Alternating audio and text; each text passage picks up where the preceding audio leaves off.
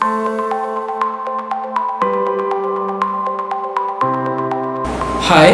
Assalamualaikum dan selamat sejahtera. Saya Muhammad Fikiri Idrus bin Abdullah, kaunselor pelatih di bawah program kaunselor dalam latihan Citra Penjara Sungai Buloh. Sebagai salah seorang citra, saya amat bersyukur kerana diberikan peluang untuk menjalani latihan industri di sini, Penjara Sungai Buloh. Saya dapat menjalankan aktiviti pembangunan, pencegahan, pemulihan yang banyak memberi pengalaman bermakna dan berharga kepada saya. Melalui intervensi individu, kelompok, psikopendidikan dan program, saya berupaya untuk mengaplikasikan ilmu yang telah saya pelajari di universiti dalam sektor lapangan ini.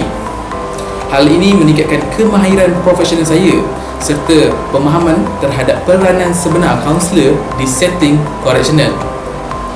Di kesempatan ini juga saya ingin mengucapkan jutaan terima kasih kepada Jabatan Penjara Malaysia, Penjara Sungai Buloh, Unit Pengurusan Psikologi Penjara Sungai Buloh dan semua pegawai yang banyak membimbing dan membantu saya sepanjang saya menjalani latihan industri di sini.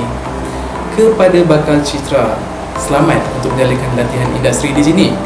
All the best.